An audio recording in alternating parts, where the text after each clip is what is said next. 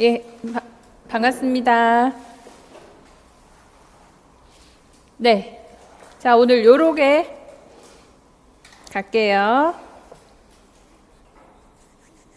요로게도 신장질환에서는 주로 이제 사구체 신염이라든가 신증후군이라든가 그리고 객관식이 나오면서부터 신부전, 만성 신부전에 관한 거하고 요로게 질환들. 그래서 조금 요즘 추세가 요로게 질환들이 출제되기 시작을 한 거예요. 그래서 앞으로 그 뭐 요실금이라든가 여성들의 문제들이 아직 출제는 안 됐지만 출제가 충분히 가능할 거다. 그리고 요로게도 항상 거의 출제되는 부분 안에서 빈출되고 있다라는 거 그렇게 참고하시고 갑니다. 신장의 해부 생리.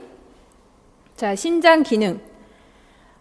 기관의 기능에 대해서 출제를 한다면 신장하고 간 그리고 심장, 그러니까 폐쇄회로 있잖아요.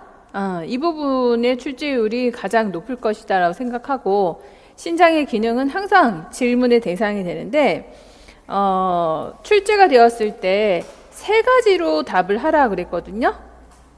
세 가지로. 그 세 가지로 답을 하라. 여기서의 주요 기능은 요 형성, 노폐물 제거, 수분 전해질 조절, 산염기 조절, 혈압 조절, 대사 내분비 기능. 이렇게 여러 가지가 있잖아요. 이 중에 세 가지를 쓰라고 그러면 여러분들은 어떤 걸 고를까?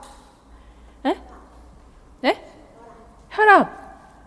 그래서 구조화가 필요한 거예요. 생각을 이거를 병풍처럼 늘릴 수도 있어야 되고 그 다음에 이렇게 좁혀가지고 접을 수도 있어야 되는 게 구조화. 그래서 하나는 제일 중요한 건 배설이지 않아요? 그렇지 않나? 버려야지. 신부전 환자들이 소변이 안 나가잖아요. 그래서 모든 문제가 생기는 거여서 이 신장에서 하는 역할은 배설이지. 배설이고 또요. 가장 조절하는 거. 하나는 이를 통해서 조절하는 거, 또 하나는 마지막 이 신장에서 대사 기능도 해야 하네요. 하는 거예요. 이렇게 세 가지. 그래서 배설한다고 한다면은 수분도 배설하니까 소변 배설도 하게 되고 노폐물 배설을 하게 되는 것이죠. 이 노폐물의 가장 중요한 게 뭐였어요? 비유엔과 크레아티닌 같은 애들, 질소 노폐물이죠. 질소들, 그러니까 요소라든지 뭐 암모니아라든지 뭐 이런 그 질소 노폐물들, 비유엔 크레아티닌. 조절하는 거는요, 수분, 전해질, 또 혈압, 또 산염기. 이렇게. 대사는요,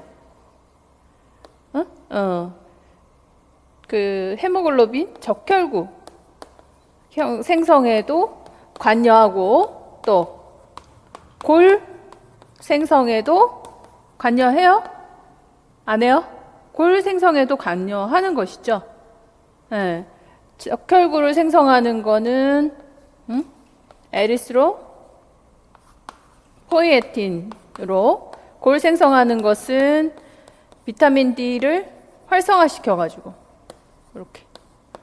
이렇게 요약 정리할 수 있다 없다? 있어요. 구조화해서 하나는 배설, 하나는 조절, 하나는 대사 이렇게 되는 거지.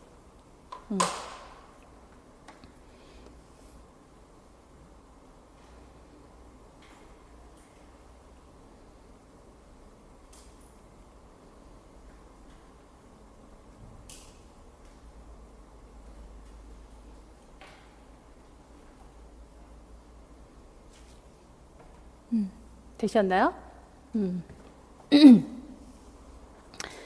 자, 이래서 소변을 생성합니다. 주 기능 보세요. 하루에 1500 정도의 소변 생성하면서 사구체에서 여과로부터 시작이 되죠. 그러면 세뇨관에서 흡수를 다시 합니다. 그러니까 그 사구체에서 버리면 세뇨관에서 주워오는 거죠. 주워와서 또 버릴 건 다시 세뇨관에서 분비를 하고 그러고 나면 이제 최종적으로 소변이 생성이 돼요. 그래서 요가 이동하는 경로는 네프론을 통해서 집합관을 통해서 신후 요관을 통해서 배설이 되는 거죠. 얘를 통해서 배설되는 게 이제 요소, 요산, 크레아틴, 비유엔 크레아틴 같은 독소들이죠. 그리고 약물도 포함이 된다.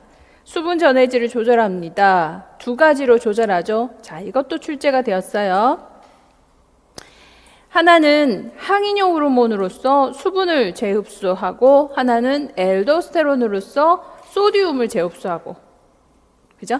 그래서 주로 이 소디움을 재흡수를 해서 수분도 끌고 오지만 수분만 끌고 오는 ADH를 통해서 적극적으로 조절이 된다라는 거. 신장은 수분뿐만 아니라 이를 통해서 나트륨, 칼륨, 칼슘, 인, 염소 이런 전해질도 모니터링해서 과다한 양을 조절합니다. 산염기 조절합니다. 수소이온과 중탄산 이온을 배출시키면서 균형을 유지한다. 혈압 조절합니다. 레닌으로 혈압을 올리는 호르몬 뭐죠? 엔지오텐신이죠. 엔지오텐신이죠. 이 엔지오텐신을 생산합니다. 자, 대사합니다. 조혈인자 뭐예요? 에리스로포이에틴을 생성합니다. 그래서 적혈구 생성에 관여하고 비타민 D 활성화로 골 형성에 관여하고 호르몬 조절합니다. 갑상샘 호르몬을 조절해서 칼슘과 인의 대사 조절까지 하게 된다. 그래서 배설합니다. 또 조절합니다. 그리고 대사합니다. 자, 노폐물 제거를 하는 경로, 신장 동맥으로 들어옵니다. 그 다음에 한 번의 심박동으로 혈액이 25%가 신장으로, 그래서 2분마다 신장을 통해서 혈액을 씻어낸다. 이렇게 볼 수 있고요.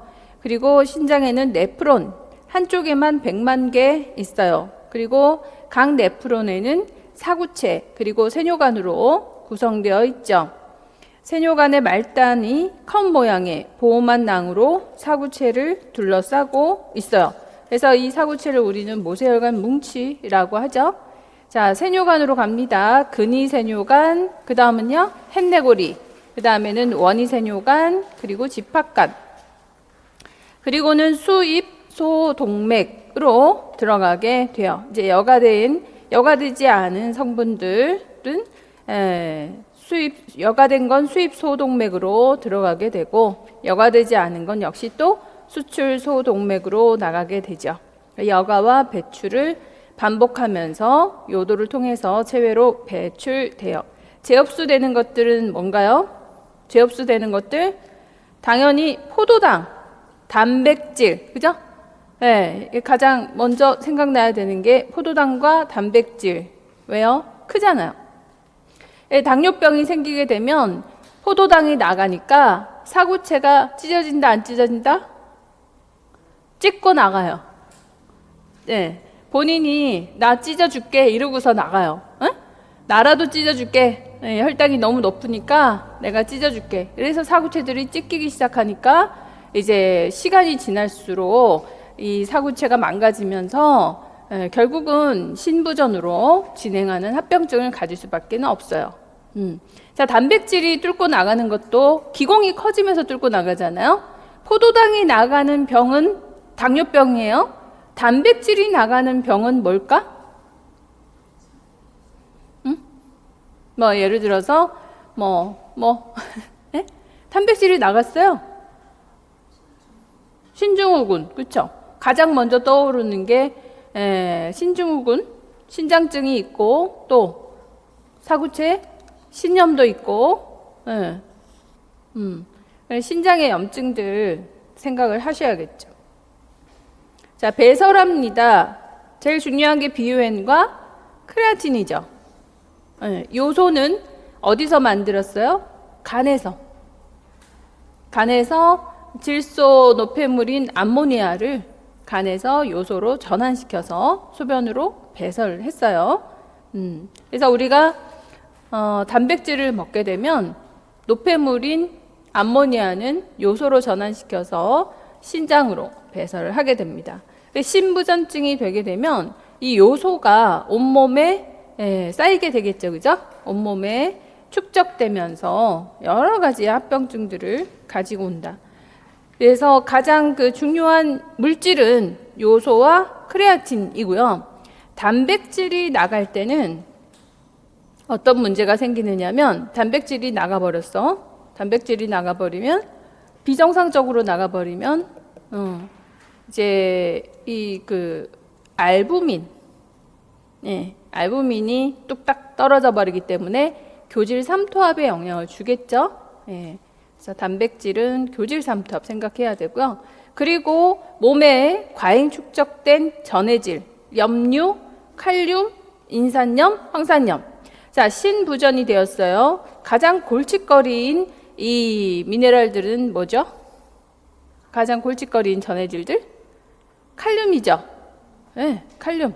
또 골칫거리가 있어. 칼륨 1등, 그 다음은? 칼슘? 인이지. 칼슘은 빠져나가 버려요. 저칼슘이지. 네. 부갑상선 호르몬이 아무리 이렇게 신장에서 잡아 끌으려 해도 신장에서 칼슘을 다 뽑아버리기 때문에 그래서 부갑상선 호르몬 뺑 돌아가지고서 어딜 가요? 뼈에 있는 걸 끌고 오잖아요. 네. 신장에서 다 버리니까 혈중 칼슘 농도가 떨어지면 심장 멎잖아요. 심장이 중요해? 뼈가 중요해? 심장이 중요하지. 그러니까 뼈에서 다 끌고 들어오는 거예요. 네. 그래서 신부전증 환자들은 골다공증도 온다 안 온다? 오는 거죠. 신장이라고 하는 것이 칼륨 그리고 인 이게 상당히 증가하고요. 그리고 부족해서 문제인 거는 칼슘. 네? 그런 전해질에 관련해서도 반드시 기억해 두셔야 돼서 제가 신부전증에 전해질이 출제가 되면 칼륨 1등으로 출제가 될 거다라고 얘기한 게 2023년에 이번에 출제가 되었던 거고, 그리고 나머지 내분비도 아직 굉장히 중요하니까 칼슘 되게 중요하거든요. 신장의 기능하고 부갑상샘 호르몬인 칼슘 조절하고의 기능도 그 기전도 잘 이해하고 계셔야 합니다. 이해는 가시죠?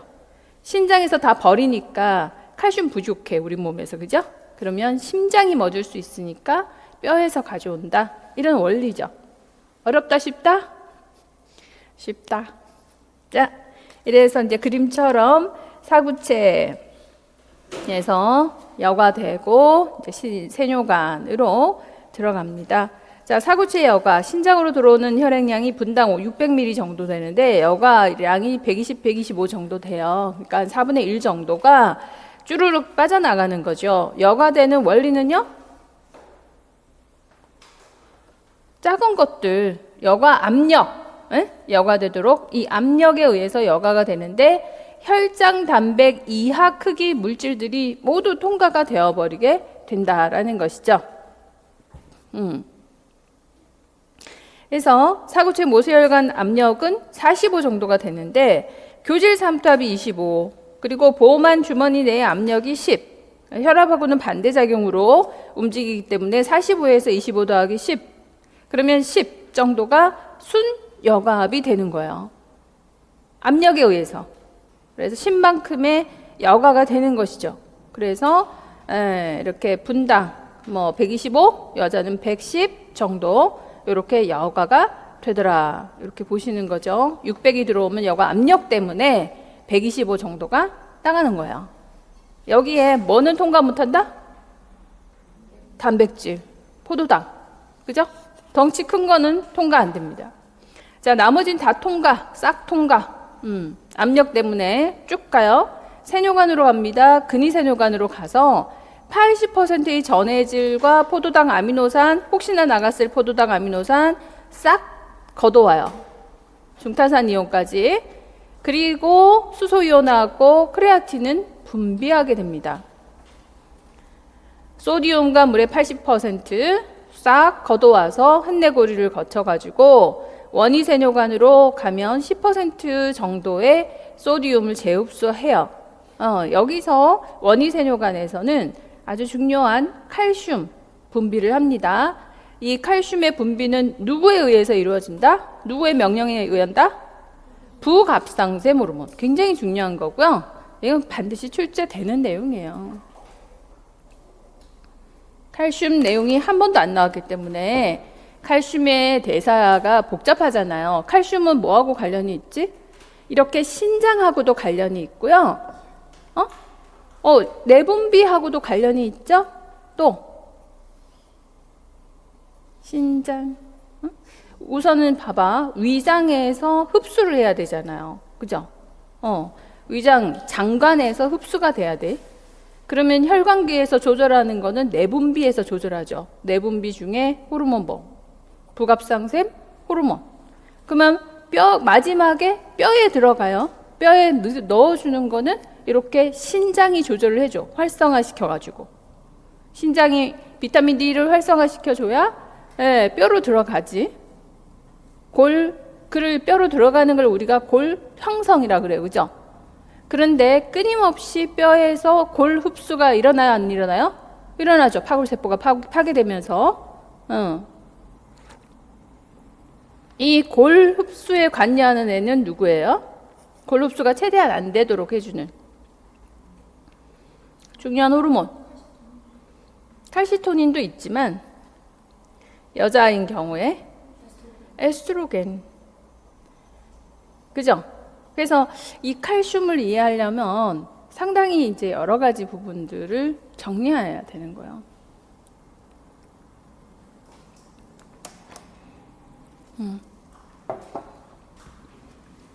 나중에 해줄게, 나중에. 자, 그래서 칼슘의 재흡수, 재분비는 누구에 의해서? PTH, 호르몬에 의해 가지고 어디에서? 원위세뇨관에서 이루어집니다. 자, 집합관에서는 굉장히 중요한 역할이 있는데 뭘까? 능동적 분배가 이루어진다는 거예요. 이제서야 비로소 집합관 마지막이잖아요. 이 마지막에서 생각이라는 걸 하게 되는 거야. 그래서 계산을 해요. 소듐이 얼마만큼 남네? 버려. 소듐이 얼마만큼 부족하네? 들어와. 이렇게 되는 거죠. 그래서 집합관에서는 이 두 가지를 조절합니다. 특히 이 두 가지를 조절해. 뭘까요? 두 가지 물질을 조절해요. 나트륨, 올커닙, 또 칼륨 아니에요. 수분이죠. 나트륨과 수분을 조절해요. 나트륨 조절하는 애는 누구예요? 호르몬, 화학물질, 엘도스테론이죠. 수분을 조절하는 애는 누구예요? ADH죠. 그것 말고 여기에 작용하는 호르몬이나 화학물질 있어, 없어요? 아무것도 없어. 나띵이야. 그죠? 아무것도 없어요. 엘도스테론과 ADH가 작용이 되는 거지. 그걸 기억하셔야 돼. 칼륨도 조절해야 되고, 머릿속이 복잡하죠? 그러나, 거기에 조절하는 애는 엘도스테론과 ADH밖에 없어요. 자, 호르몬이 가서, 세뇨관에 가서 작용을 하는 애는 딱 3개 있어요. 누구? PTH가 부갑상샘 호르몬은 어디 가서 칼슘을 끌고 오나요? 세뇨관을 가서 칼슘을 끌고 와요. 그죠? 엘도스테론은 어디 가가지고 재흡수를 시키나? 집합관에 가서 소듐만 끌고 오는 거야. ADH는 집합관을 가서 수분만 끌고 오는 거예요. 그런데 엘도스테론이 소듐을 하나 끌고 오면 뭘 하나 버리지? 그래, 포지티브 하나 갖고 오니까 포지티브 하나 버려야지. 안 그래요? 그러니까 소듐 하나 들고 오니까 칼륨 하나 버려야지. 칼륨은 자기의 선택권이 있어, 없어요? 없어요. 엘도스테론에 의해 가지고 소듐만 조절이 되지 칼륨은 그냥 거기에 따라서 잉여 칼륨인 거야. 그래서 한 번씩 화가 나면 심장을 먹게 하나 봐요, 얘네들이. 응? 그렇잖아요? 칼륨이 하나 버려지는 거죠. 그래서 엘도스테론이 엄청 많이 호르몬이 분비가 되면 칼륨 양은 줄어든다, 늘어난다? 줄어들겠지. 엘도스테론은 누구를 좋아해요? 소디움을 좋아하죠. 끌고 들어오잖아요. 그래서 칼륨은 그냥 버려지는 거예요. 가슴 아프지만 너는 나가라. 내 자식은 소디움이야. 그래서 칼륨은 자꾸 버려지는 거예요. 엘도스테론이 많아지면. 그래서 저엘도스테론증, 엘도스테론이 쫙 내려가면 소디움은 힘이 없으니까 누구만 들어와? 칼륨만 들어오는 거예요. 고칼륨 혈증의 문제가 되는 거죠. 그래서 엘도스테론과 칼륨하고는 반비례인데 그걸 기억하기보다는 엘도스테론과 소디움은 그냥 짝꿍합인 거지 딱 붙어 다니는 애들이에요. 그렇게 생각하면서 소디움이 들어오면 칼륨은 나간다. 이것만 생각하시면 칼륨이 전지, 곤지, 그죠? 저칼륨인지 고칼륨인지 구분되시죠? 내분비계에서 되게 중요한데 그냥 그 원리를 딱 원칙을 갖고 있으면 어렵지 않아요. 됐죠? 헷갈리지 않도록. 그래서 세뇨간 하게 되면 제흡수 재분비가 일어나지만 결국은 어디서 조절하는 거야? 집합간에서 능동적 분배, 엘도스테론과 ADH로 조절합니다.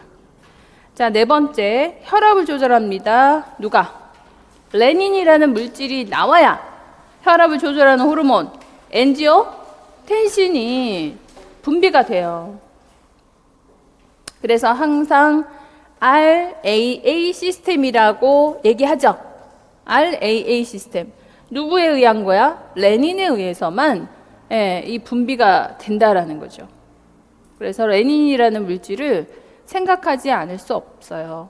기억하고 계셔야 되고 레닌을 분비해서 혈압을 올리는 호르몬 엔지오텐신을 자극합니다. 그러면 엔지오텐신은 어떤 역할을 하나요? 혈관 수축을 하죠. 그래서 혈압을 조절하게 합니다. 그러면 엘도스테론은 또 누구를 자극해? 소디움. 그죠? 엔지오텐신을 거쳐서 엘도스테론은 소디움. 그래서 각각의 역할들이 있더라. 그래서 신허혈이 되었을 때 레닌은 작동하게 됩니다. 허혈되었을 때 작동해서 엔지오텐신 1, 2. 그래서 혈관을 수축하는 거는 엔지오텐신 1인가요? 2인가요? 2죠. 어디서 전환되나요? 폐에서. 폐에서. 엔지오텐신 1이 2가 돼요. 그러면 혈관을 쫙 수축시키게 되고요.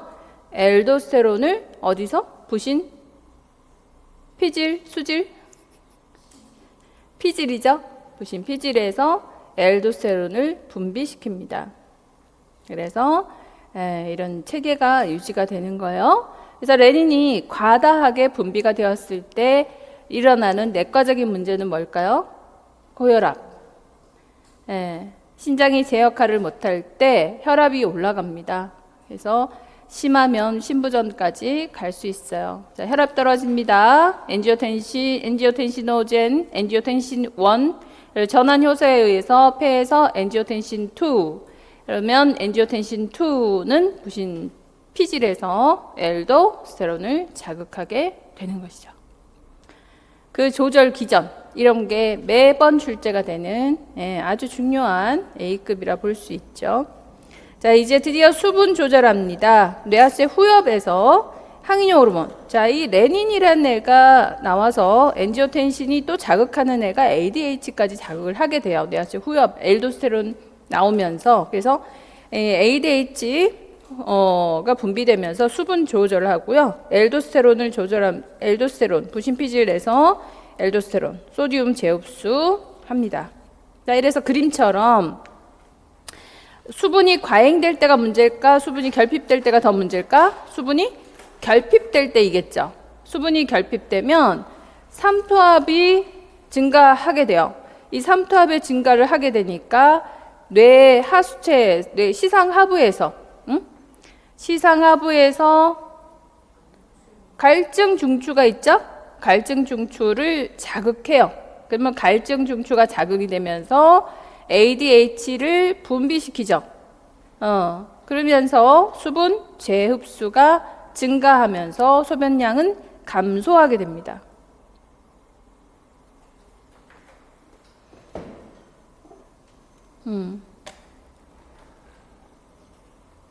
자, 그리고 소디움이 결핍되었을 때 누가 반응해?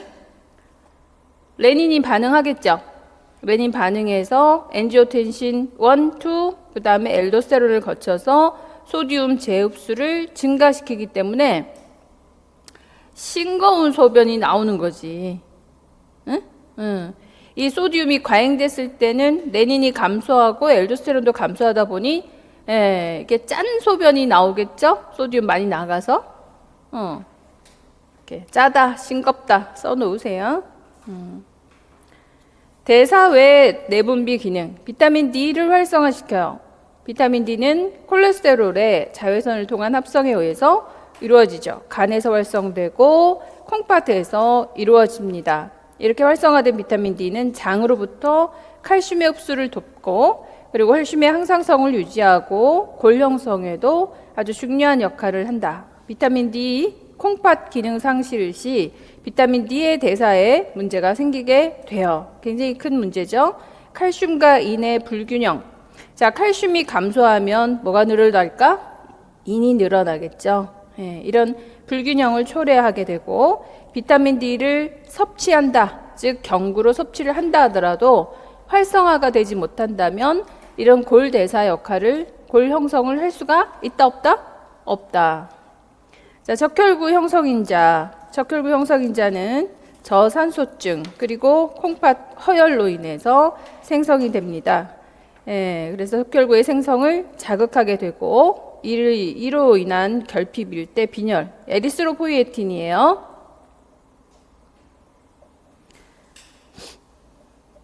인슐린 분해 작용을 합니다. 요 세뇨간 세포에서 비활성화가 돼서 요세간에서 분해돼서 배설시키는 역할도 하고요. 또 하나 프로스타글란딘을 합성합니다. 그래서 이 프로스타글란딘은 나트륨 이온을 콩팥 혈류량을 증가시키고 자, 나트륨 이온 분비를 촉진하는 거 외에 혈관을 확장시키는 작용도 있다. 우리 프로스타글란딘 할 때 이 얘기 잠깐 했어요. 그죠? 잠깐 했던 것 같습니다. 기억이 나시려나? 나트륨 이온의 분비를 촉진하는 거. 그래서 엔지오텐신하고는 같은 작용을 할까요? 기랑 작용을 할까? 엔지오텐신의 상승 작용이 아니라 길항 작용을 하는 것이죠.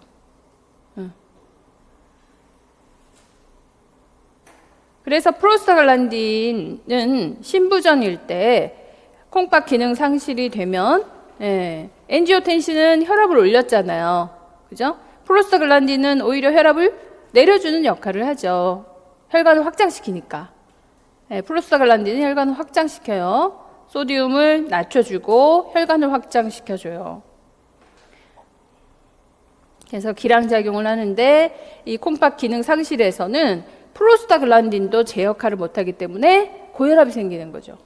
그래서 레닌도 올라가지만 프로스타글란딘도 상승이 되면서 아무리 상승을 한다 하더라도 이제 혈관 확장을 못 시켜서 고혈압이 발생하게 됩니다.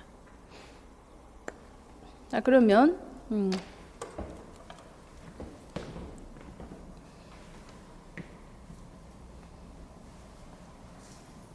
칼슘 얘기를 해볼게.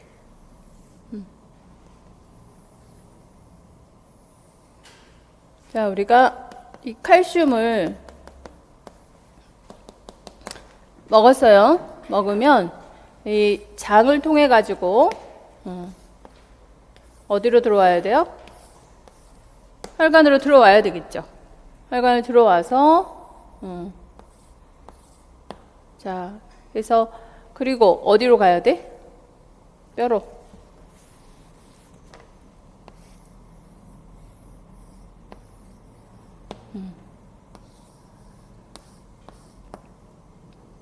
이 장에서 혈관으로 이렇게 보내는 애가 비타민 D예요. 이 비타민 D가 그러나 여기 앞에 단서가 붙는다? 어떤 단서? 활성화라고 액티비티 되어야지 이 액티비티 된 비타민 D가 이 칼슘을 끌고 이렇게 들어갈 수 있고요. 또 이 칼슘을 또 어디로 또 한 번 더 뼈 속으로 이렇게 들어가는 걸 우리는 골 형성이라고 그래요. 그죠? 이 골 형성을 해주려고 그러면 칼슘을 끌고 가는 애는 활성화된, 액티비티 된 비타민 D여야 된다라는 것이죠. 자, 어쨌든 이 안에 있는 거를 끌고 넣어주는 걸 역할을 하기 때문에 얘를 또 이렇게 끌고 들어가 주게 하는 애는 신장으로 가는 애들 있죠. 얘를 끌고 이 혈중으로 보내는 애는 누구죠?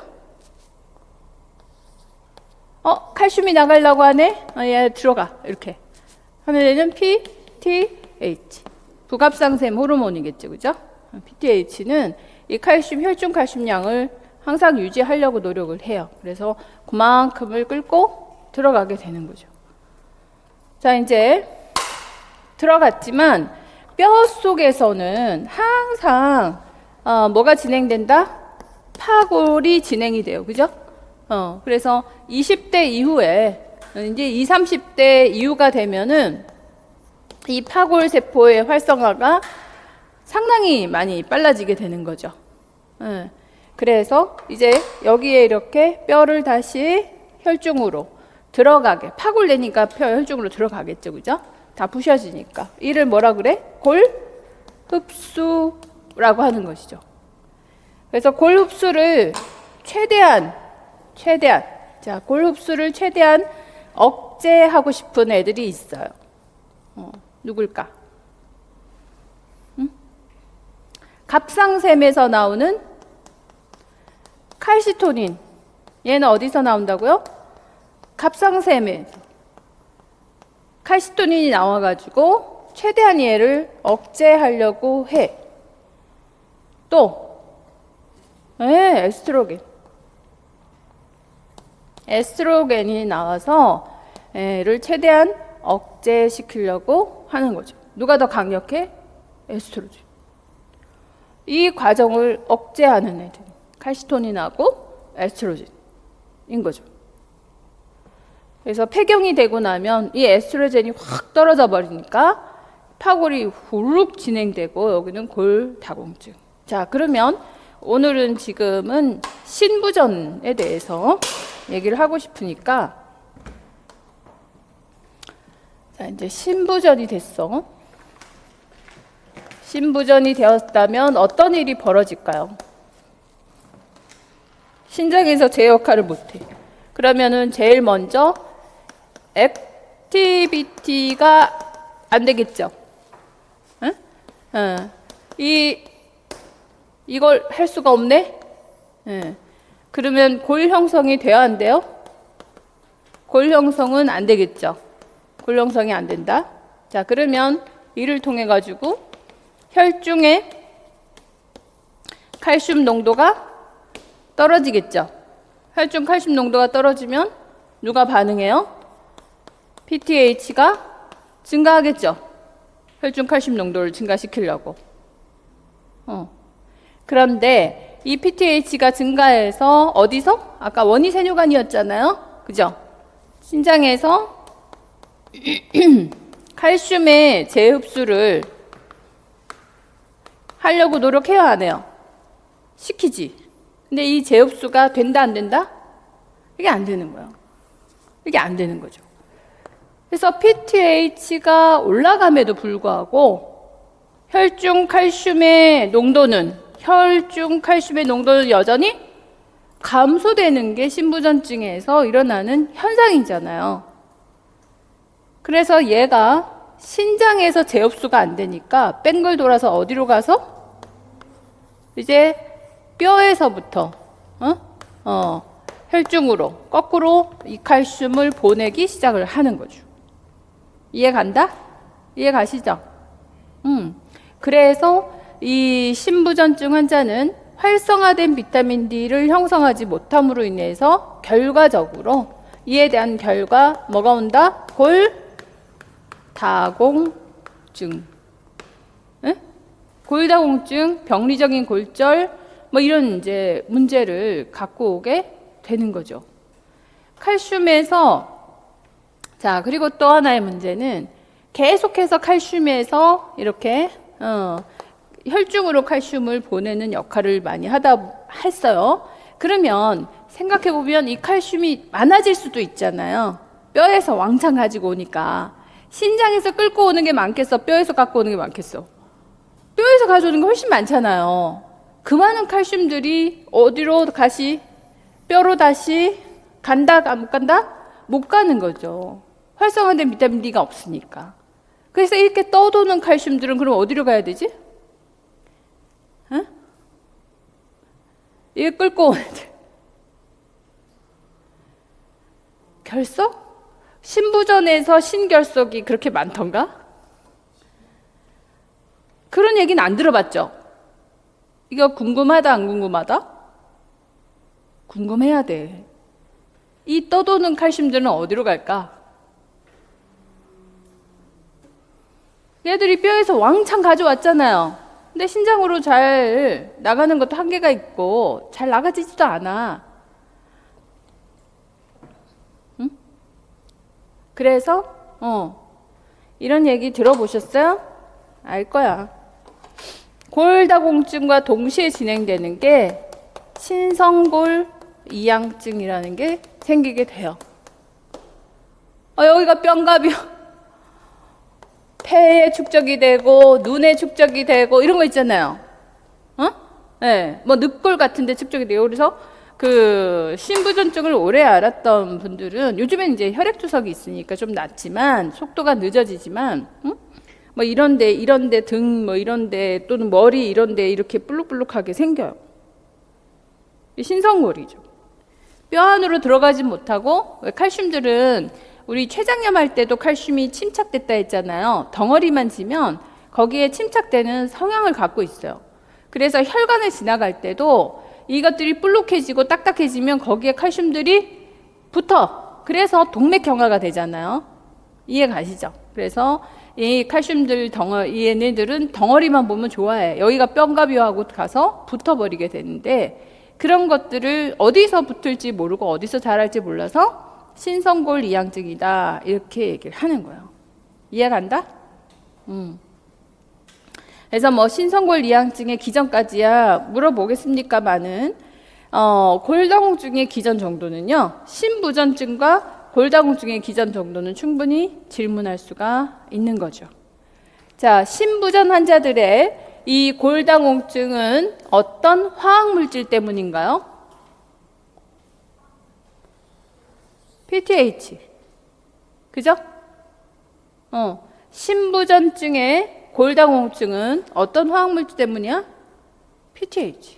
어떤 호르몬 때문이야? PTH. 그래서 PTH가 어떤 역할을 하나요? 근거는?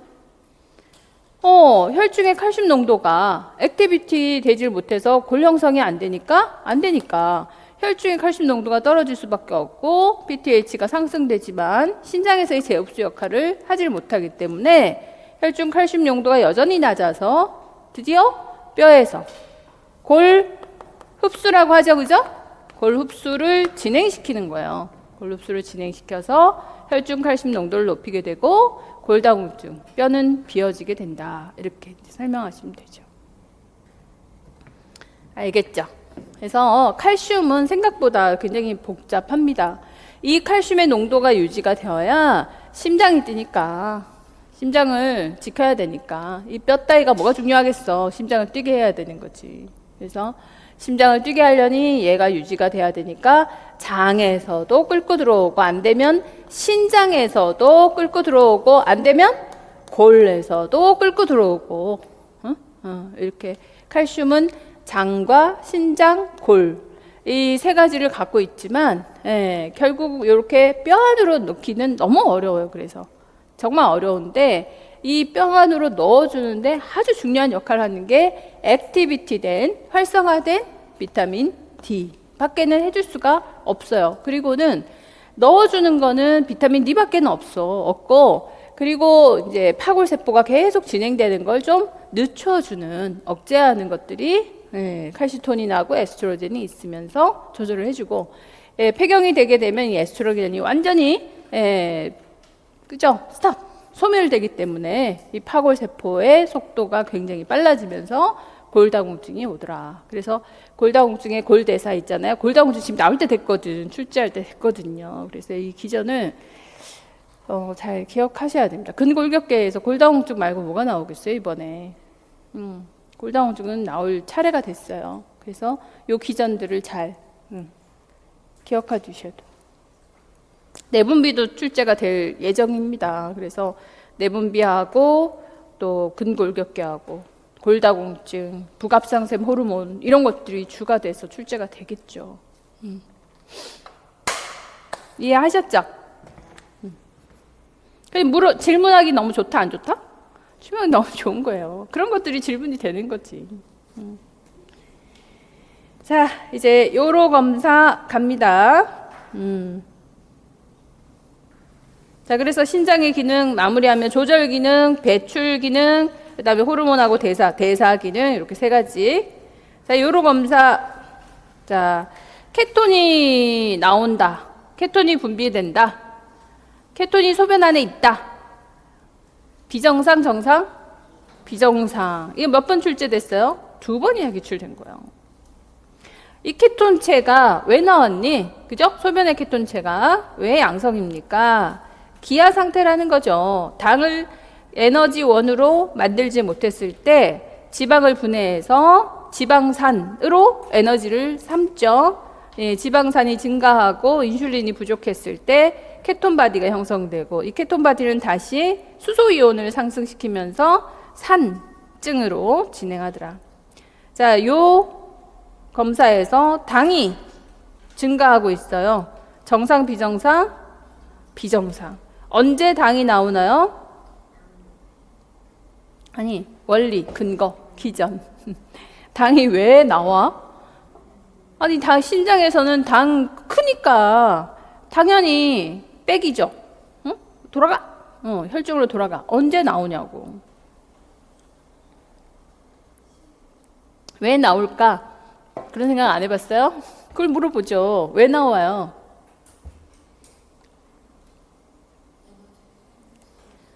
에너지를 사용 못해서? 그 케톤이 나오는 거하고 뭐는데 그거 케톤이지. 당이 왜 나와요? 혈중으로 그냥 뺑글뺑글 돌아야지. 돌다가 지방돼서 쌓여야지.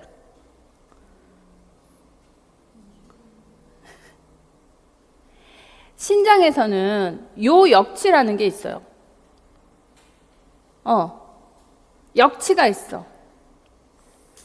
요역치가 있어요. 얼마냐? 180 정도. 혈당 180 정도까지 올라가도 요 역치를 갖고 있어요. 근데 혈중 혈당이 180 이상이 되잖아요. 그러면 어떤 일이 생길까? 피가 떡지잖아. 혈전 생기잖아요. 무슨 얘기인지 아시겠어요? HCT 그 혈액의 점도가 헤마토크리트치가 쭉 상승할 거 아닙니까? 너무 점도가 높아지면 떡지겠죠?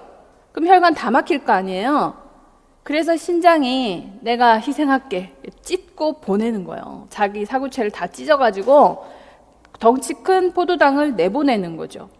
그래서 그 기전은 요 역치입니다. 신장의 요 역치예요. 180 정도 유지하거든요. 근데 임신일 때는 요 역치가 올라갈까 내려갈까? 임신일 때는 혈전이 잘 생겨요, 안 생겨요? 혈전 잘 생긴다고 신부정맥 혈전증 할 때 배웠죠? 잘 떡지거든. 왜? 출혈이 일어나지 않아야 되니까. 애기한테 혈액을 줘야 되는데 소실되면 안 되잖아요. 그래서 좀 꾸덕꾸덕하게 만들어요. 묽게 만들지 않아. 임신 때문에 그런 일이 생기게 되는데, 그래서 임신을 했을 때는 요 역치를 떨어뜨려요. 160 이하, 140까지도 떨어뜨려 버려. 그럼 이 혈당이 160, 140만 돼도 소변으로 나와야 안 나와요? 소변으로 나와요. 요역치가 떨어지니까 180, 150 막 이렇게 해도 그냥 소변으로 나와 버리는 거지. 그래서 임신일 때는 당뇨가 많아져요, 적어져요? 많아지는 겁니다. 그렇지만 임신이 끝나고 나면 정상으로 돌아가야 안 돌아가요? 돌아가요. 그래서 그를 이제 임신서 당뇨라고 하는 거예요. 그래서 당이 나오는 원리는 요역치라고 하는 것이 신장에서 요역치를 갖고 있기 때문이에요. 요역치를 올리거나 낮추거나 요역치를 갖고 있어요. 그 이상이 올라가면 소변에서 당이 분비되기 시작해요. 너무 껄쭉하잖아. 이거 버려. 어? 내가 버려줄게. 이러는 거예요. 그래서 요역치로 계속 상승. 그게 당뇨병으로 진단을 받았다 하더라도 혈당을 낮추면 신장으로 당이 나갈까 안 나갈까요? 안 나가요. 당뇨병 진단을 받았는데도 소변에서 당뇨가 없는 사람들이 있겠다 없겠다? 있습니다. 혈당 조절이 잘 되면. 그러면 신장이 망가질까 안 망가질까? 덜 망가지겠죠. 그게 스탑되어 있으니까 안 망가지겠지. 그래서 혈당 조절이 굉장히 중요한 거예요. 요역치 아시겠죠? 그런 거 물어보겠지. 빌리루빈 증가 할 수 있죠. 우리 빌리루빈 이 빌리루빈 이번에 되게 중요하니까 이거 잘 기억해 두시고. 자, 요로 검사 색깔, 혼탁도, 산도는 혈액보다 당연히 산도가 떨어지는 게 정상이에요? 올라가는 게 정상이야? 그러니까 폐하가 산으로 가는 게, 소변은 산으로 가는 게 맞아요? 알칼리로 가는 게 맞아? 산성이 맞아? 알칼리가 맞아? 정상적인 게. 에? 그럼 다시 이 사람들아 생각이라는 걸 좀 하고. 에? 아니 혈액은 알칼리예요? 산이 좋아요? 알칼리가 좋아요? 알칼리가 좋죠? 산화되면은 좋을 게 하나도 없지. 에? 피부는 산이 좋아? 알칼리가 좋아요?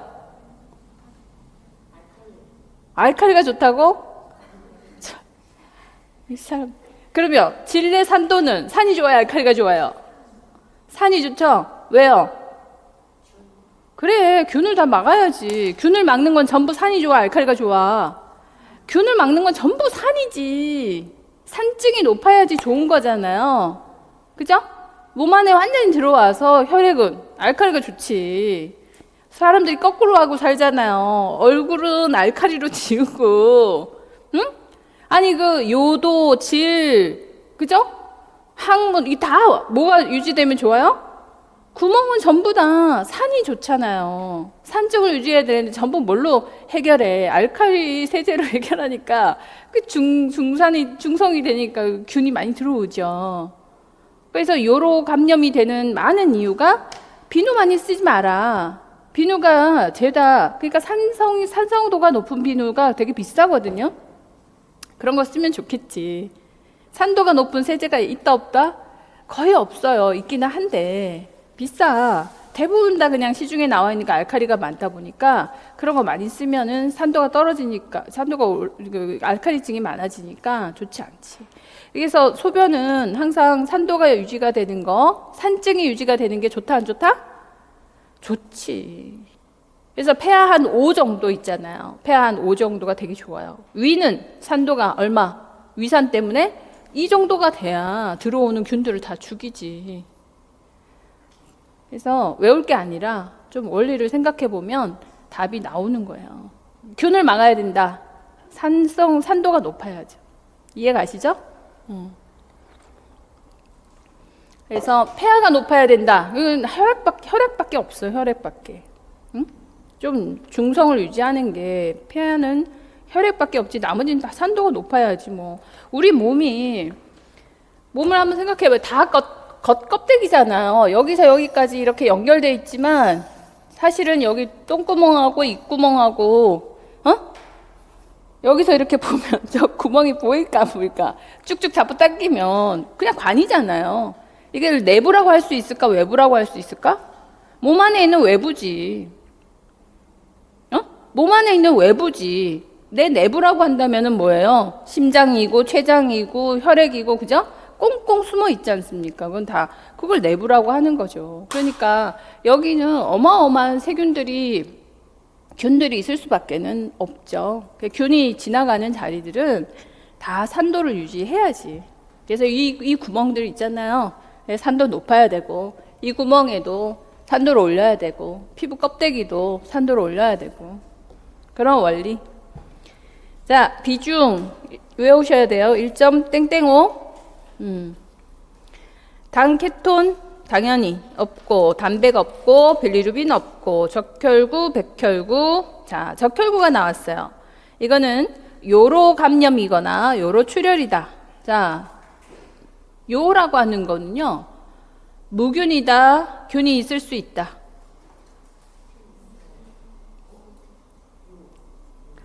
자, 대장에는 균이 있다, 없다?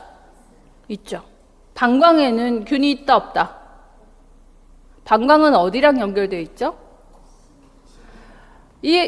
아니, 대장은 얘잖아요. 외부잖아. 그러니까 균이 덩어리지. 균이 덩글덩글 많죠. 균이 있는 게 별로 그렇게 부끄럽지도 않아. 어? 먹어도 또 균이고, 그렇잖아. 그래서 요충도 먹고 하잖아요. 먹어도 뭐 나가니까. 근데 소변은요, 뭐랑 연결돼 있죠? 혈액이랑 연결돼 있죠. 여기 균이 있으면 소변에도 균이 들어가겠지. 그러니까 소변에 균이 있다라는 건 말도 안 되는 일이죠. 무균이지. 균이 들어가는 경로는 거꾸로 들어가는 경로밖에 없어요. 항문 잘못 닦아가지고, 뒤에서 닦아서 앞으로 닦아가지고 들어가는 거, 뭐 이런 거. 예. 그 요도 주변에 균이 득실득실 해가지고 들어가는 거, 이런 거. 요즘에는 균을 억지로 집어넣는 사람 되게 많아요. 뭘 통해서? 비대로 그렇게 많이 집어넣는데, 그래 요로 감염이 많대요. 그래서 요로 감염이 됐을 때 첫 번째 증상이 출혈입니다. 그 점막이 다 이제 헐어가지고서 출혈이 돼서 빨갛게 피딱지가 나오는 거죠. 그래서 피가 나올 리는 없어요. 무균이거든요. 근데 피가 나오면 적혈구, 요로 감염이에요. 세균, 당연히 안 나오지. 자, 원주체, 캐스트. 원주체가 뭐냐면 적혈구가 우리 이렇게 생겼는데, 원주체는 이렇게 뿔난 것들이에요. 적혈구에 뿔나가지고 캐스트가 있다라는 것은 병이 생겼다, 적혈구에 변형이 일어났네, 네, 감염됐네, 염증 생겼네. 그래서 캐스트가 한 번씩 발견이 되기는 하죠. 그럼 여기서 질문거리는 뭘까?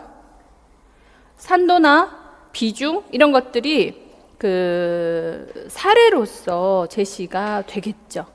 당 케톤 이런 것도 사례로서 여러분이 판단하셔야죠. 당이 나왔네? 정상 비정상 이런 거 있잖아요. 적혈구, 백혈구야 감염 지표니까 주로 많이 올라가지만 적혈구가 나왔다. 이거는 이제 이 사례를 보고 뭐를 판단하셔야 돼?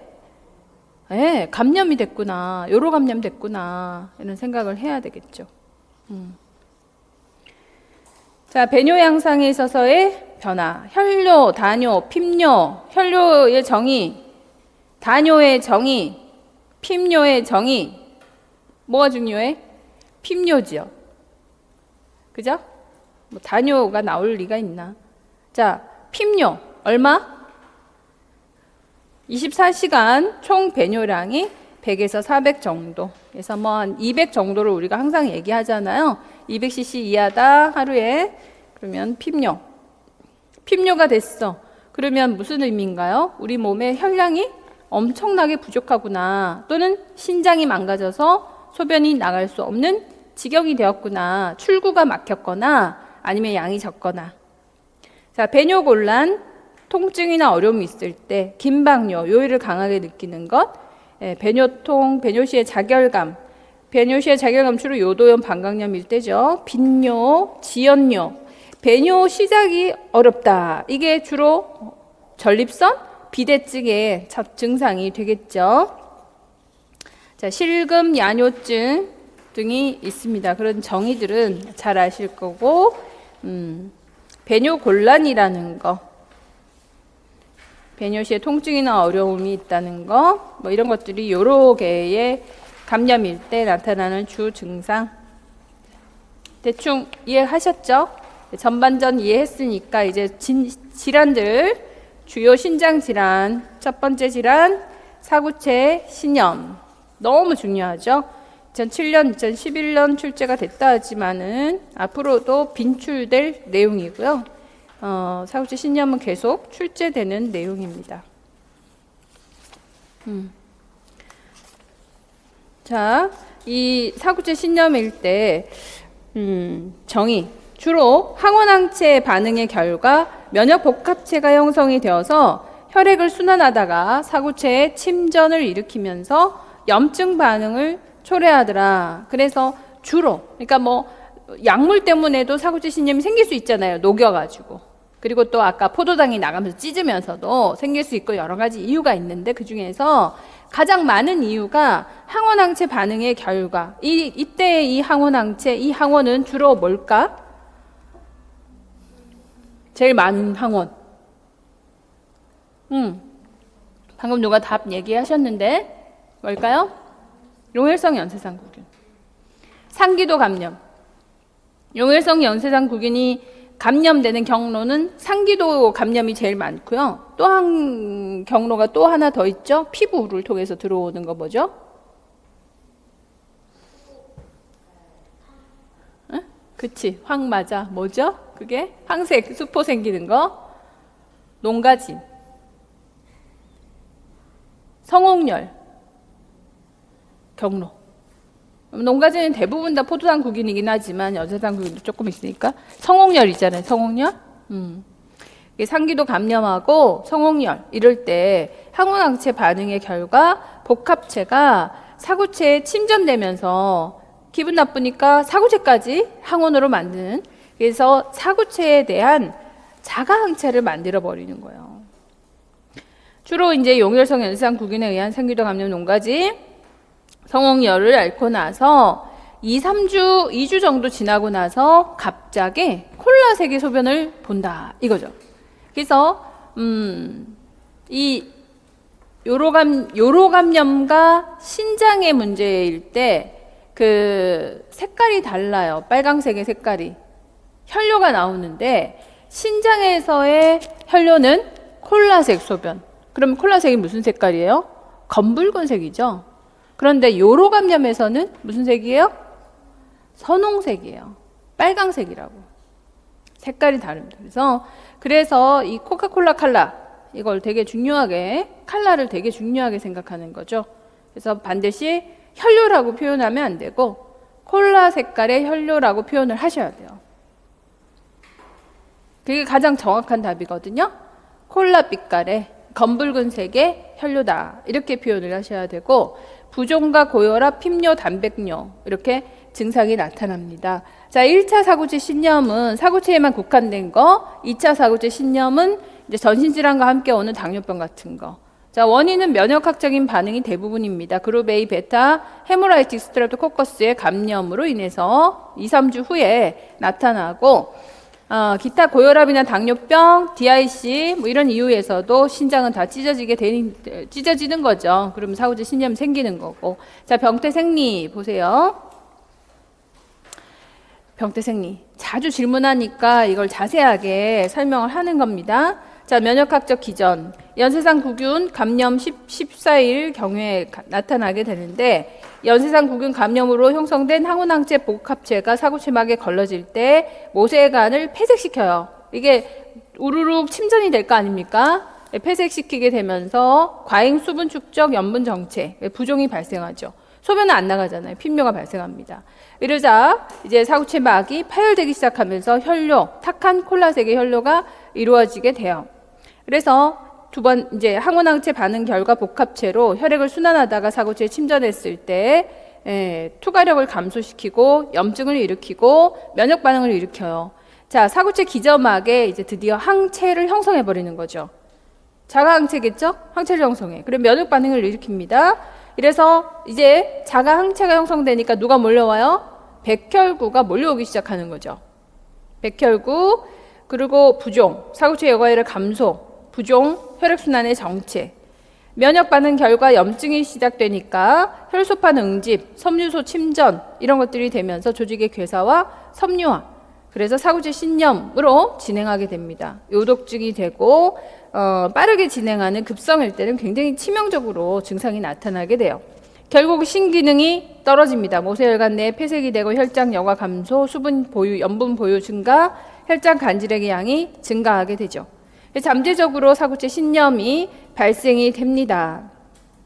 즉 잠재적이라는 얘기는 본인이 눈으로 봐서 혈뇨라는 게 금방 보이는 건 아주 급성이고 심각할 때 얘기인 거고요. 대부분은 소변으로 혈뇨가 나가도 알아요, 몰라요? 모른다 이거요. 소변으로 단백뇨가 나가는데 알아, 몰라? 몰라요. 100만 개가 있어, 한쪽에 사구체가.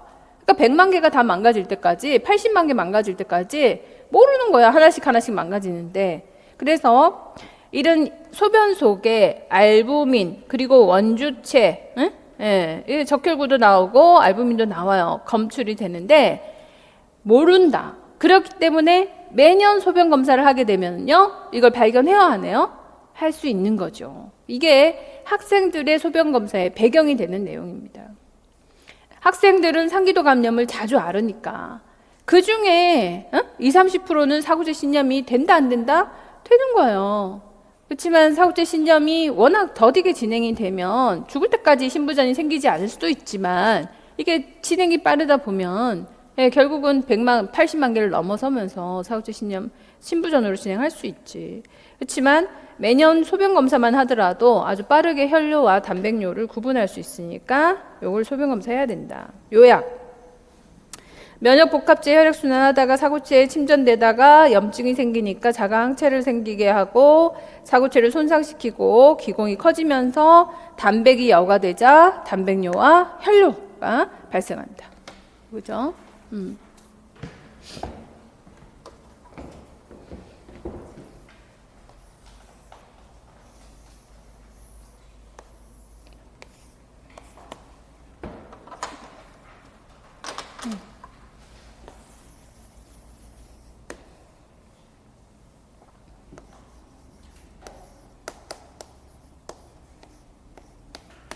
이 항원항체 복합체가 이렇게 침전이 되잖아요. 그래서 여기가 꽉 막히게 되잖아요. 그죠? 꽉 막히게 되자 이 소변량은 줄어들게 돼요. 그래서 소변량은 감소하고 그 다음에 여기는 축적이 돼서 축적이 됐다라는 얘기는 뭐예요? 부종이 된다라는 소리지. 이런 현상이 나타나겠죠. 핍뇨와 부종은 항상 같이 진행한다? 따로 진행한다? 항상 같이 진행하겠죠. 그죠? 여기 사구체 막이 여기서 축적돼 갖고 좀 막혀요. 기분 나쁜 거야. 그러자 갑자기 이런 반응일 뿐이었는데 이것만으로도 기분이 나빠서 여기에다가 뭐를? 자가 항체를 꽂아버려. 갑자기? 그걸 어떻게 뭐라고 얘기해요? 그래서 자가 면역 반응이다, 자가 면역 질환이다 이럴 수밖에 없잖아요. 갑자기 자가 항체를 만들어 버리네. 자, 그러면 자가 항체가 형성이 돼 버리면 어떤 일이 벌어질까요? 이제 백혈구들이 몰려오겠죠. 항원항체 반응이 생겼잖아요. 백혈들이 몰려오니까 염증이 진행해야 하네요. 염증이 마구마구 진행을 하겠죠. 그 염증으로 여기가 빠방하게 되니까 더더군다나 부종과 핍뇨는 같이 진행해야 하네요? 하는 거예요. 염증이 생기자 부종과 핍뇨는 여기에는 물이 가득 차고 여기는 소변량은 나오지를 않네? 안 나오겠지. 여기 부어가 있으니까. 거기가 사구체 막이 반토막이잖아요. 이렇게 돼 있잖아. 근데 이게 전부 다 부어 있으니까 이렇게 막아버릴 거 아닙니까? 그래서 급성 사구체 신염에 가장 큰 문제는 이 부종으로 인해서 무엇으로 진행되는 게 제일 심각한 문제일까? 핍뇨가 진행이 되면 될수록 이것의 부종이 심각해져요. 여기의 부종은 어느 부종일까? 우리 몸에서 제일 중요한 거 2개밖에 없잖아요. 좀 때려봐, 좀. 그래, 뇌. 우리 몸에서 제일 중요한 건 뇌하고 심장밖에 더 있냐고. 뇌부종이 진행을 하는 거예요. 급성 뇌부종이 진행합니다. 폐부종도 물론 진행을 하지만 폐는 부어도 살지만 뇌가 부어가지고 뇌압 상승이, 두개압의 상승이 생기면서 서든데스 할 수도 있어요. 이 소변이 안 나가는 걸 어떻게 해? 뇌에 있는 물을 다 끌어당겨요? 어떻게 해? 이제 두개압이 상승하자 서든데스 할 수도 있어요. 그게 급성 사구체 신염이라고 하는 아주 무서운 내용이고요. 그래서 요거는 이제 합병증이죠. 뇌부종이 생길 수도 있어요. 핍뇨가 진행되면서. 그래서 이제 염증이 생기고 부종과 핍뇨가 생겼어. 자, 이 염증이 반복되니까 이제 이거는 급성. 자, 이제 만성적인 거를 생각을 해볼게요. 만성적으로 이 사구체가 한쪽에만 몇 개 있다고요? 100만 개씩 있어요, 그죠?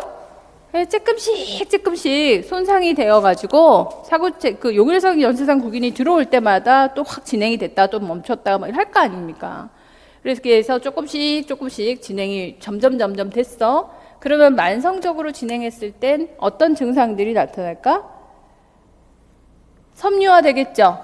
얘들이 염증이 생기니까 섬유화, 띠크해집니다. 그래서 섬유화 돼서 못 쓰게 만드는 거예요. 그래서 여가가 잘 안 되겠죠. 여가력이 떨어지겠죠. 자, 이러자 이제 드디어 이게 조직의 손상으로 그러면 기공이 커지겠지. 조직이 찢어져. 손상이 됐으니까 이제 커다란 것들 나가기 시작합니다. 뭐가 나가지? 단백질이 나가기 시작하는 거예요. 그래서 핍뇨와 부종이라는 거는 사실상 이 질환의 증상의 진행을 생각해 보면 단백뇨보다는요, 단백뇨라 하자. 단백뇨보다는 훨씬 빨리 진행되는 거예요. 얘가 먼저 진행이 되고 신장에 단백뇨가 진행이 됐다라는 건 어떤 의미일까요? 사구체가 실질적 손상이 있구나. 이해 가십니까? 실질적으로 손상이 있구나. 그리고 지속적으로 이런 실질적인 조직의 손상들, 혈관 덩어리잖아요. 그죠? 혈관 뭉치야. 자, 혈관 뭉치입니다. 얘들은 혈관 뭉치. 그러니까 이게 혈이 다 이렇게 찢어지면서 커지니까 단백뇨도 나오겠지만 혈관 뭉치가 찢어지니까 뭐도 나와? 콜라색의 혈뇨도 나오는 거예요. 이해 가십니까? 그래서 이게 찢기면서 나오는 게 코카콜라 칼라 검붉은 색의 혈뇨도까지 나온다. 그래서 이 단백뇨 2 포지티브 이상, 콜라색의 혈뇨도 2 포지티브 이상이면 이 두 가지가 함께 나오면 10중 8구 뭐예요? 혈관 뭉치 손상이에요. 그래서 신장의 손상이다 라고 얘기해도 과언이 아닌 거예요. 엔드가 되면 신장의 손상이다 라고 꽝꽝 판결이 날 수 있는 거지. 이해가 안 된다. 그런 이제 경과를 거치게 되는 거예요.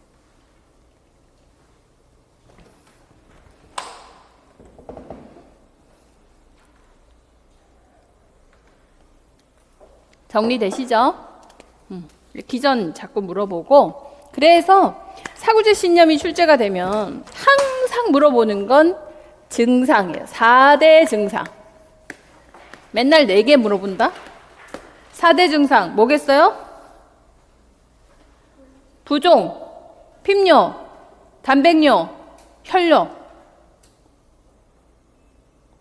근데 뭐 혈압이 올라간다 막 이런 거 틀린 얘기는 아니지만 그게 주 내용이 아닌 거야. 혈압이 올라가니 뭐 전해질이 어떻게 되니 그런 얘기를 쏟아내면 출제자들은 단번에 알죠. 얘 모르고 있네 이렇게 아는 거예요. 안 그래요? 저도 단번에 알죠. 아직 이해가 부족하네. 근거에 진단에 대한 병리에 대한 이해가 부족하다.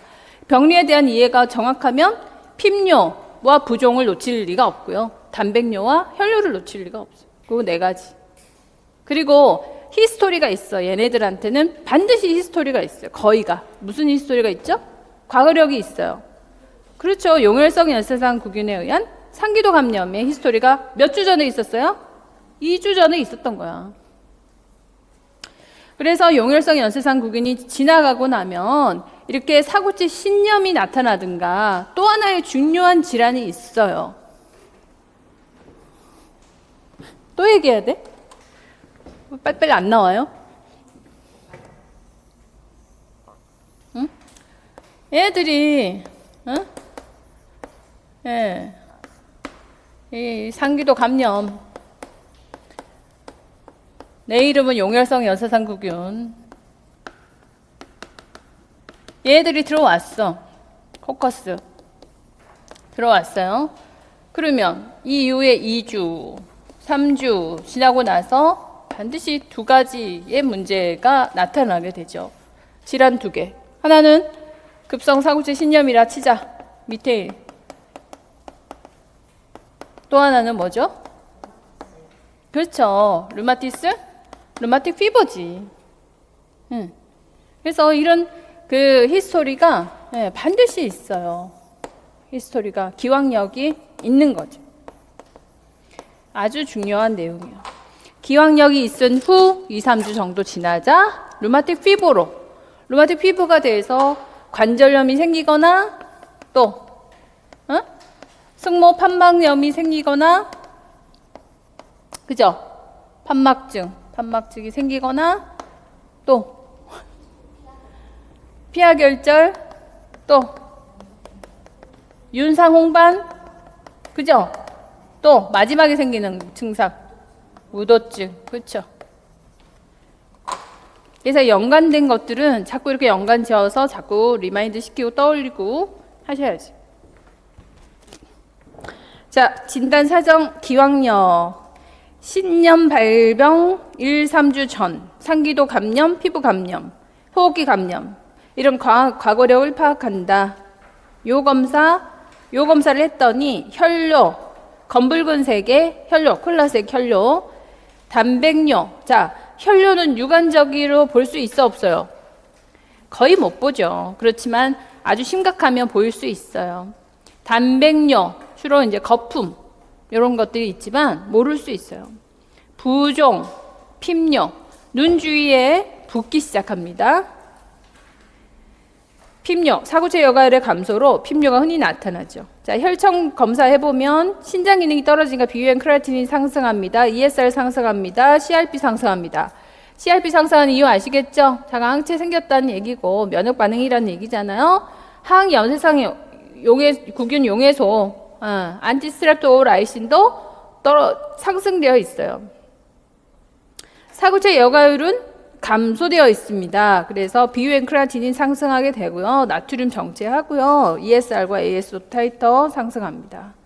자, 그래서 증상 단백뇨, 혈뇨, 질소혈증, 핍뇨가 진행되어 혈뇨, 단백뇨, 핍뇨, 부종. 사구체가 손상하면서 전형적인 증상 혈뇨와 단백뇨가 나타나. 그래서 사구체가 손상했다는 결정적인 증거 두 가지는 단백뇨와 혈뇨예요. 그리고 심각한 증상은 부종입니다. 전신 증상도 나타나지만 부종이 생겨가지고 여기에 콩팥 부종과 콩팥 겉질의 팽창이 생기면서 옆구리 통증이 생기겠죠. 이 옆구리에 통증이 생기는 거를 우리가 머피 타진으로 타진해 볼 수 있어요. 이 타진법의 이름 기억하셔야 되겠죠? 머피 타진이라고 그럽니다. 머피 타진해 보게 되면 신장이 부어 있는 게 느껴져. 아파요. 늑골 척추각에 압통이 느껴지고 복수가 차기도 하고요. 망막 부종으로 시각이 선명하게 떨어지기도 합니다. 그래서 손으로 이렇게 늑골 척추각 여기 등 쪽이지, 그지? 이렇게 손으로 두드려 보게 되면은요, 압통이 생기게 돼요. 12번째 늑골 아래에 늑골 척추각 부위에 통증이 생기더라. 검진자의 손 끝으로 늑골 척추각에 압력을 가해도 압통. 자, 고혈압도 생기겠죠? 고혈압도 있고 핍뇨가 진행됩니다. 급속한 사구체의 손상이 올 수 있고요. 이럴 때 합병증, 폐수종, 신부전, 두개압 상승 이런 모든 것들이 생기겠지만 두통과 고혈압과 함께 이 두 개 내압의 상승이 제일 심각해질 수 있다라는 거죠. 자, 치료는요. 치료는 별거 없어요. 치료는 별거 없는데 우선 급성기 때 안정하는 게 중요해요. 비유엔과 크레아티닌이 정상이 될 때까지는 절대 안정시켜야 되는 거죠. 왜? 움직이면 대사량이 늘죠. 움직이면 대사량이 늘면 단백분해도 많이 될 거고 비유엔 크레아티닌도 많아지고 그렇기 때문에 비유엔 크레아티닌을 최소화시키기 위해서는 항상 안정해야 된다. 안정하면 대사량이 줄어요. 수분 과잉과 고혈압, 이뇨제와 항고혈압제 주고 수분 전해질, 염분 수분 제한하고요. 고혈압 뇌증이 올까? 두통과 오심 경련 이런 것들을 사정해야 됩니다. 그리고 연산구균 재감염되지 않게 항생제 쓰기도 하죠. 휴식과 활동을 조절합니다. 침상 안정하고, 침상 안정이라는 건 언제까지? 비유엔과 크레아틴이 그리고 혈압이 정상, 부종이 없고 단백뇨 혈뇨가 소실될 때까지. 이후 피로를 느끼지 않을 정도로 활동을 조절하는 거죠. 필요하면 휴식해라. 필요하면 대사량도 늘어서 비유엔 크레아틴이 증가하니까 필요하지 않을 정도로. 영양, 단백 제한하는 게 좋겠죠? 왜? 비유엔 크레아틴을 제한해야 되니까. 염분 제한합니다. 왜? 부종 정도를 제한해야 되니까. 자, 체액 유지를 위해서 INO 체크하고, 체중 체크하고, 복부둘레 체크하고, 수분 섭취량 좀 제한하고, 폐수종, 고혈압 이런 걸 관찰하고. 자, 약물은요. 방법이 없잖아. 염증 억제하는 스테로이드를 많이 쓰게 돼요. 이때는 스테로이드, 염증 억제, 항고혈압제 이뇨제 정도. 자, 감염 예방하고요. 합병증, 고혈압성 뇌증 요거 예방해야 됩니다. 자, 사구치 신념 환아의 간호진단, 식욕부진이 생깁니다. 그래서 탄수화물이나 저단백식이 처방을 해요. 자, 이때 저단백식을 권장하니까 탄수화물은 상승시켜야 돼. 왜? 네. 단백을 제한하면 칼로리가 제한이 되잖아요. 칼로리가 제한이 되면 대사량이 어때요? 내 몸에서 대사는 해야 되는데 기초 대사량을 유지하려고 그러면 에너지 이화 작용이 일어나잖아요. 다시 단백 이화 작용이 증가될 수 있기 때문에, 그래서 단백 제한을 하지만 고탄수화물로 칼로리 보충을 해줘야 이화 작용을 억제시킬 수 있어요. 단백 이화 작용을 피하기 위해서. 중재. 그래서 단백 이화 방지를 위해서 칼로리를 보충해라. 고탄수화물로. 부종에 따른 염분 제한하고, 식욕부진 오심구토에 따른 중재. 소변량 감소, 체액 과다가 듭니다. 그래서 아이노 체크하고 부종 체크하고, 수분은 제한하는데 사탕, 레몬 조각, 얼음 조각 이런 걸로 갈증 해소. 증가되는 대사 요구. 비유엔 크레아티닌이 안정이 될 때까지 절대 안정. 근거. 단백뇨가 증가하고, 운동은 이화작용이 증가하기 때문에, 활동이나 운동은 이화작용 증가, 단백뇨 증가. 피부 손상, 부종 때문에요. 벗겨지겠죠, 그죠? 부종 때문에 허물허물 욕창처럼. 그래서 청결이나 마사지, 체위 변경을 자주 해라 라고 하는 거고요. 면역 감염의 위험성에 대해서 주의해야 되는 거죠. 예. 연쇄상 구균에 대한 자연 방어력이 낮은 상태입니다. 격리까지는 필요 없지만 접촉에 대해서 좀 주의를 할 것이라는 정도. 근거만 이해하시면 돼요. 근거만 이해하시면 이런 그 중재는 B급이지만 근거 정도는 한 번씩 출제될 수 있으니까 근거만 이해하시면 되지. 치료는 출제될 내용은 없어요. 치료를 하지는 않을 거지만 이런 내용 있잖아요. 비유엔 ABR 제일 중요하니까 왜 ABR이 필요해? 이런 거. 특히 사구치 신념을 가지고 병원에 오시는 분들 있죠. 본인 증상이 없잖아. 뭔 얘기인지 아시겠어요? 별로 증상이 없잖아요. 좀 붓는 거 말고는. 맨날 싸돌아다녀요, 이 사람들이. 진짜 실제로. ABR 시키기가 그렇게 어렵더라고요, 저는 병원에서. 그래서 아니 내가 왜 절대 안정해야 되냐고 따져 묻는 사람들이나 보호자들도 별로 심각하게 생각하지 않으니까 돌아다니게 그냥 내버려 두는 거예요. 응? 그래서 이런 문제는 한 번씩 나와요. 왜 ABR을 시켜야 되냐 이런 근거를 제시하는 거 있죠. 그런 거. 자, 만성 사후체 신념. 이 항원항체 반응이 만성화되면서 결국은 서서히 100만 21, 100만 22개 망가지면서 신부전으로 진행을 하는 거. 그래서 콩팥이 오그라들고 수축하게 되겠죠. 뚜렷한 증상 없이 수년간 지속적으로 이 증상 뭐예요? 혈뇨와 단백뇨가 계속 나오는 거죠. 그리고 혈압도 결국은 올라가고 후기 증상으로 동맥 경화라든가 심장 비대라든가 이런 것들이 진행돼서 신부전으로 진행하겠죠. 늘 혈전 크레아틴인 비율에는 상승되어 있습니다. 요게 이제 만성 사후체 신염 정도, 요 정도. 그러니까 만성 사후체 신염을 위주로 출제하겠어요? 급성 사후체 신염이 출제가 되겠어요? 급성 사후체 신염이 출제되겠죠. 정말 주요 신장 질환 출제 내용입니다. 이렇게 이해한다. 쉬었다가 이제 신장증 보실 겁니다.